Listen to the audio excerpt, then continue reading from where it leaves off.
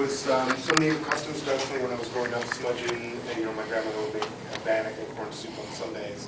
But I thought actually every kid had bannock and corn soup on Sundays. It wasn't really until, and I think this is true for most kids, it's not until you actually go to school when other people tell you that you're different, that you actually realize that may be true.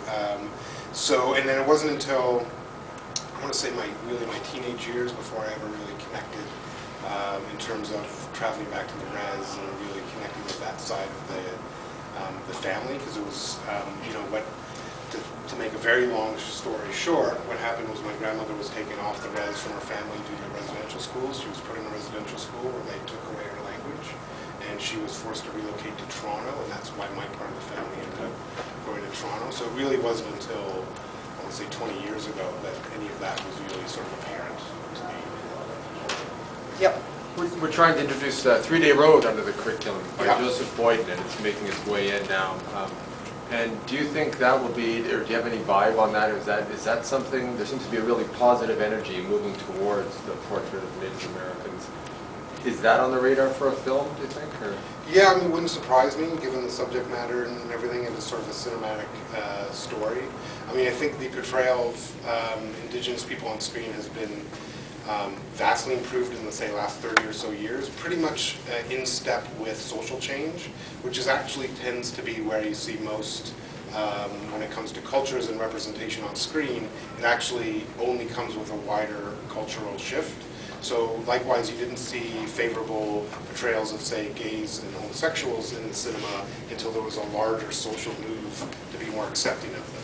And that goes with pretty much all visible minorities and all sort of marginalized people. It really isn't until there's wider social change, because you actually, you know, for the most part, Native people don't actually make movies. So it's actually incumbent on the people telling those stories to shift their own viewpoints in order to change the depiction on screen, and that's a very long cultural process. So, and given recent movies like Avatar, I would suggest there's still a long way to go.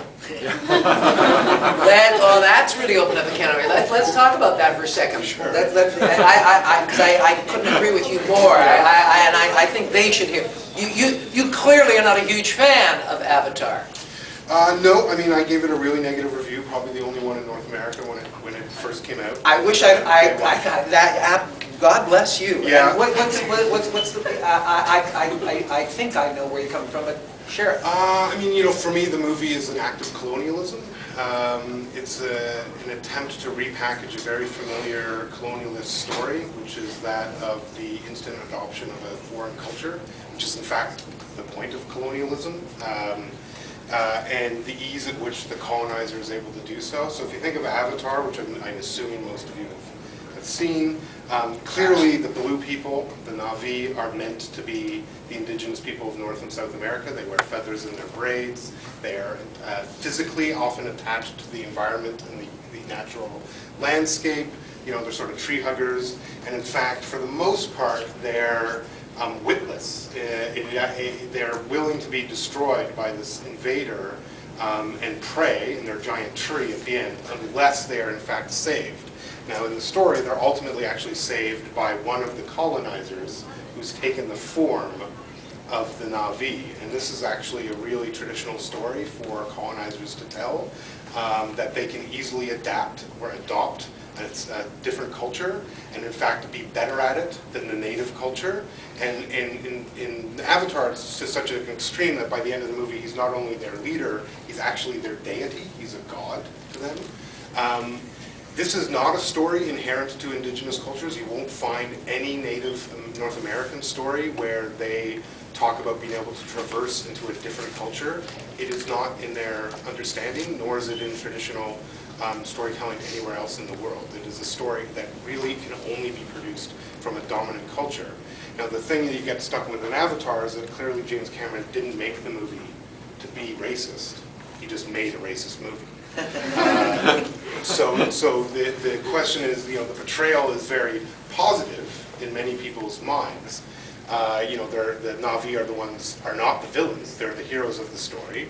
The colonizers are clearly meant to be villains. I think Cameron was actually trying to tell an allegory about Afghanistan and Iraq, and not necessarily the history of North America. He just unfortunately chose some cinematic tropes, the war whooping, the stuff that really is actually represented in Real Injun, to tell that story, which I think is ultimately sort of a shame. But I think what the danger is that in that seemingly positive portrayal, you're actually suggesting that indigenous populations have to subsume a colonizer in order to exist.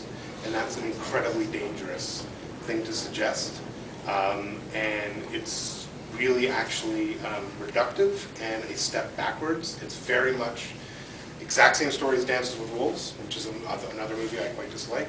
And very much a similar story that you would see in a lot of the movies here. So yeah, for me, Avatar was sort of a step back, and I actually I've done a touring presentation about Avatar since Real Injun came out, and it's a question I get a lot.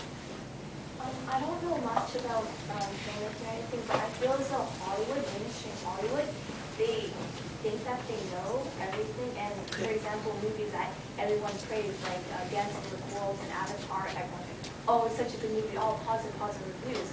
And then when you think about it, and you think about the less dominant culture that they think they know the story to, like being part of that less dominant culture and your own reactions. For example, I've never really heard a bad review about Avatar until you came and said how it's actually they think they know what's going on, but they don't. So how would you express your reactions to know that something is like the way they make it is so inaccurate? I think my role is to point out the inaccuracy ultimately, and the change in Hollywood is very slow. It's a very old industry, and one that is very insular. It's very hard to get into and break through to them. And you're right in that they tend to think that they know everything, and even more than that, they are comfortable in their ignorance. And I think that's actually a cultural thing. I think if you look at the history of the relations between the colonists that came to North America and the indigenous people, the intention was for there not to be any indigenous people left. And in the States, they've actually, in a weird way, been a little bit more successful just in terms of their relations, so that they are not confronted with that history in the same way we often are in Canada because of our reservation system, which set up this cycle of a whole lot of social and economic problems that are still present today.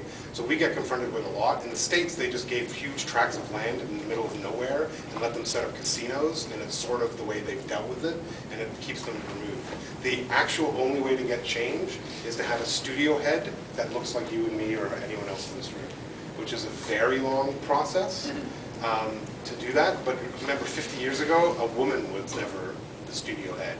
And there's like 3 women running major studios right now. So those things will ultimately change. And just like there was never a native film critic or whatever, there is now. So it's just, some of it's just time and reminding them that it's not okay to make movies like that. I just want to, just more of a comment, but I was lucky enough to see this film earlier, I guess like a couple months ago or whatever, but the thing that I really liked about this film is that, is especially the detail and the research that went into it. Obviously, with all the footage of the films and the photographs, and obviously the knowledge of the history of the First Nations people, obviously in the Americas. And, I was just, it was very pleasing also to see the all the guests, like obviously you and Clint Eastwood and everybody there. So it was just, it impressed me that all this information it made it easy for, I think, the audience to understand. But it was very detailed, well researched, and I think it was overall very well done. Yeah, there's something like 180 film clips in the movie, which took 2 years for them to clear the rights. Yeah. I know getting Clint was a big deal for Neil, was getting that interview. So yeah, it was a lot of effort went into the movie. It's one of those movies that I think has been discussed for a good decade. Like it was one of those movies that whenever we talked about what movie we'd like to see. It was sort of this film, and it was just a relief that someone finally actually made it. So, and I get to say that I shared the screen with Clint Eastwood. So. Come over there. Hey. You know how in the movie they talk a lot against the government and how the Native people have been treated over the years? When you were like making the movie and everything, were there people who tried to make things difficult for this reading process? It's not. I don't think so. Actually, I think that there was a lot of support for the film to be made. I mean, you know, Clint Eastwood is rarely ever interviewed anywhere, so for him to grant an interview, I think suggests the importance that a lot of people were putting on the film. No, I actually think there was a lot of support. There was some weirdness I know Neil had around the kids' camp. That scene in the kids' camp, because that was a little weird. It was one of the last things they shot, and it was as weird as it seems in the movie. And I think there was just some question about what they were doing with the students and that sort of thing, but no one ever really stopped. You know, how the students would be portrayed. There was some concern that they would be portrayed poorly just by their reactions to the film. So there was some stuff like that, but nothing in terms of governmental or quite the opposite. They got Canadian government support to make the movie. Well, I think it was sort of covered in the movie, but where was the turning point? Was there a Pearl Harbor sort of thing where that shook the industry up and said, well, we need to take a step back, we need to rethink this, we need to be representing these people and thinking about what we're doing in terms of the way we're representing? Was there one single movie or Marlon Brando, that whole thing? Or? No, the one I think some people would point at would be the Delmer Daves movie, Cheyenne Autumn, I think, which was, no, sorry, the Delmer Daves movie, Broken Arrow, right, which is by many considered to be sort of the first revisionist Western, a film that attempted to actually tell the truth about the West in some sense. It doesn't.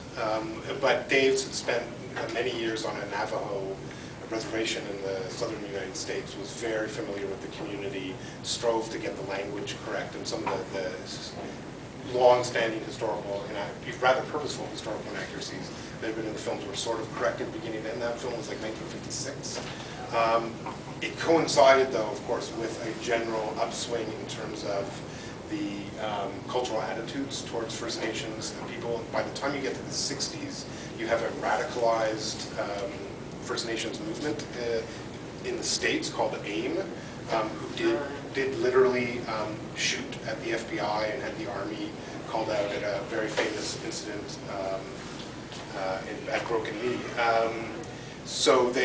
So around about that time, so if you think of, there's the Arthur Penn movie, Little Big Man, followed closely by Marlon Brando sending Sacheen Littlefeather up to accept his Oscar, which all occurred right around the shootout with the FBI.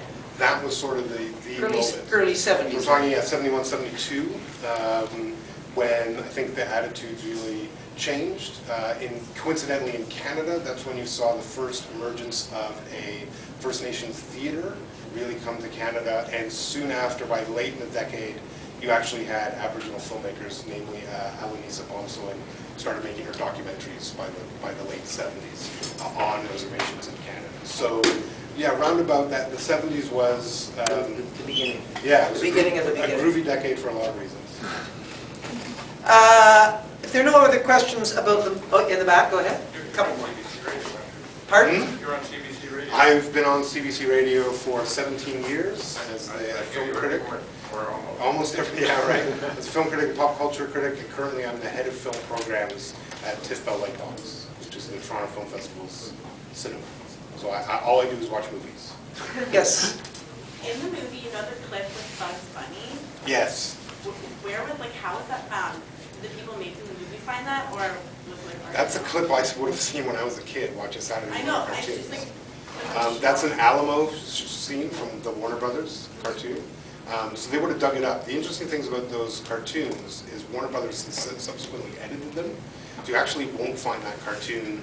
Maybe you could dig it up on YouTube, maybe, if they haven't pulled it for copyright. But they actually edited it, much like Disney, who have a long history of racism in their films, have really edited a lot of those scenes out. Disney had I don't know if it's in the movie, a famous scene from Peter Pan, where they do a song about why is the red man red, which you won't find. If you were to go find the latest Peter Pan edition on DVD, that scene won't be in it. And likewise, the Bugs Bunny cartoon, which is actually at the Alamo, I think is where the scene takes place with Bugs Bunny. You wouldn't find that in that Warner Brothers cartoon either anymore. So the studios do have a tendency to revise their own legacy in terms of these things, and it was just, they managed to dig it up. You'd be amazed with the people, the First Nations people that are in and around the movie community. A lot of us have tapes with that stuff saved up on it. When stuff like that happens and they try to edit stuff out to try and improve it and get rid of racism, do you find that sort of agitating? They're trying to cover up their past, or do you see it more as though it's better that they're trying to become more accepting? You know, it's sort of the Mark Twain argument that we've been dealing with, right? Because they decided to edit Tom Sawyer and cut out, among other things, the word Injun from it. So when it comes to Mark Twain, I would disagree. I think it's a work of art. It is very reflective of the times it was made. You should leave it in. Disney, I guess the issue would be, I wouldn't want my kids to see it without understanding the context, which is a little bit harder for Disney than it is to explain for Twain. But I would rather you leave it in, to be honest, because we shouldn't hide from what was. They were works of art too. There's a very famous racist scene in Fantasia, probably the most famous Disney movie ever made, that has been cut out for decades now. You could probably find that on YouTube if you search for the right thing. But you know, Disney is the most powerful movie studio in the world. I can tell you this because I deal with them on a daily basis.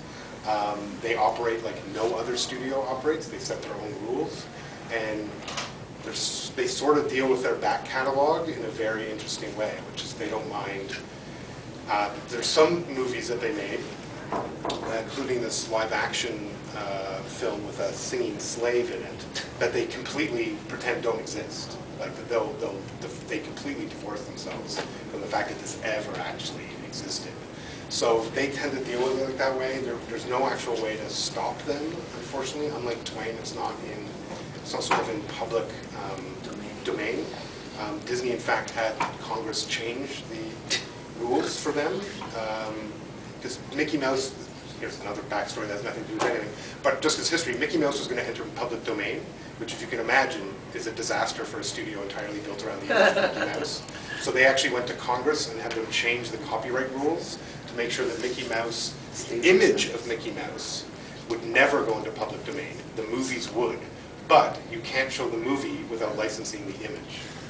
So in effect, it means you can never show a Mickey Mouse movie ever, for the rest of time, without getting Disney's permission.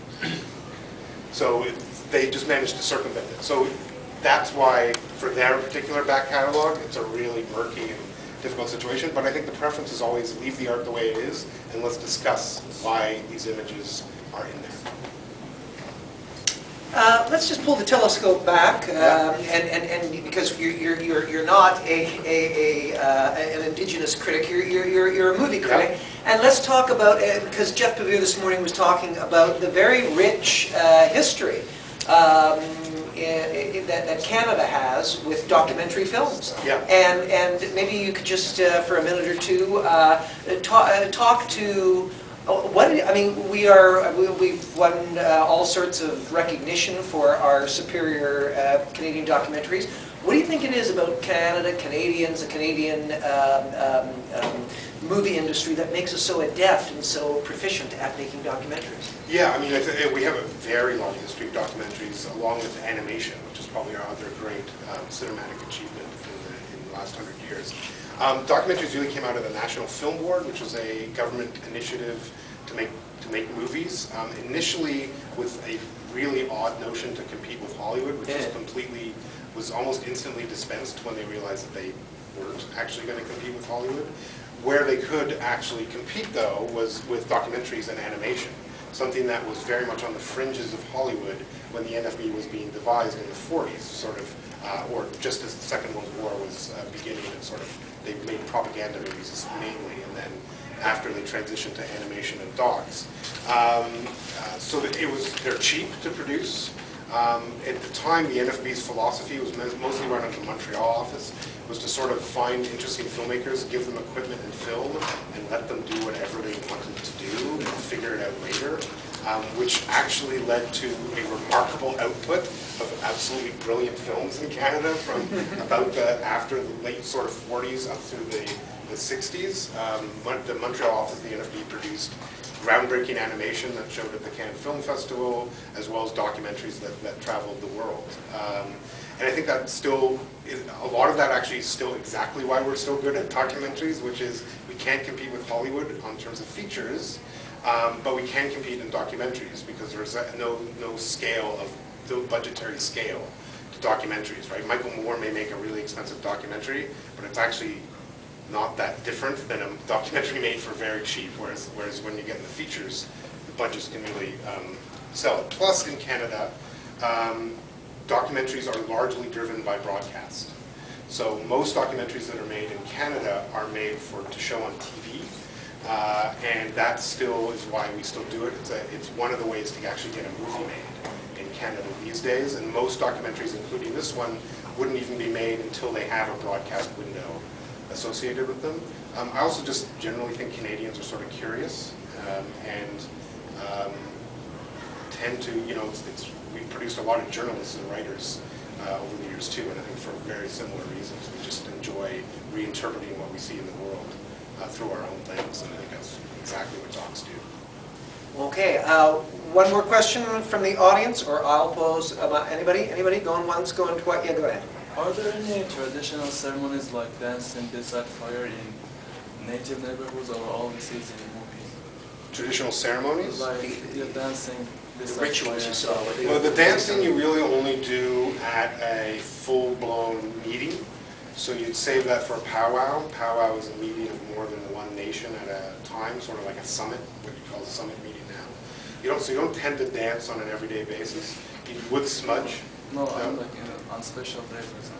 Oh yeah, absolutely. Toronto, or used to be Toronto, now I think they do it in Hamilton, hosted the world's largest powwow, where you'd get something like 32 different nations, all represented. You'd have full jingle dress dancing, which is a dress that they wear that has little bells on it to make it jingle.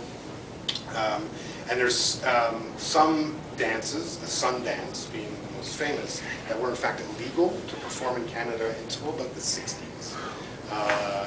Just like you weren't allowed to drink off res until I think 1971. So in fact, for many years, the act of dancing was a very political act for Native people because they were denied the opportunity to dance for years. And the sun ceremony is one you cannot film. So there's some that you're not allowed to shoot, and that is one of them. Well, I think I've been given my cue that, last question, if it's quick. You know how in the movie you say that the American Hollywood movies have changed the way people think about you and how you think about yourself? Yep. So and especially in the history, they changed history. So how were you able to keep your real culture? Was that passed on by stories from your parents or? Yeah, I mean, I think the depressing part is I didn't keep my real culture, so I don't have my culture. I don't have my language. I know some of the ceremonies, but not all of them. So, I would say in general, the strategy, the colonial strategy towards Native First Nations people in Canada worked. They largely are assimilated, so that most of that culture is gone. What I do know is sort of passed down from my parents. Luckily, there's been a larger community to draw on. But yeah, I mean, I think, and I don't think my story is uncommon. I think, in fact, most First Nations people today, even those on res, you know, if you were to ask someone your age up on res, they're probably listening to the exact same music you are, and divorced from their culture as well. So probably not the answer you were hoping for. That's sadly the truth, I think, of the matter. And just to, you know, I don't want to go No, absolutely. but one of the things I do say in the movie, and I think it's important to underscore, is that the films that Hollywood was making about their history, about the West, were an act of nation building, even if it's an unconscious one. So every culture defines itself by the stories they tell themselves about where they came from. It's universal. And this is America doing it for itself. All these stories that cultures tell themselves are always historically inaccurate, because they're always meant to position your culture in a different manner, to give yourself a shared history. This is America's version of it, and it still very much affects all of their foreign policy and everything they do. So let's keep watching Canadian film so that we have our own stories to tell to one another. Thank you very much.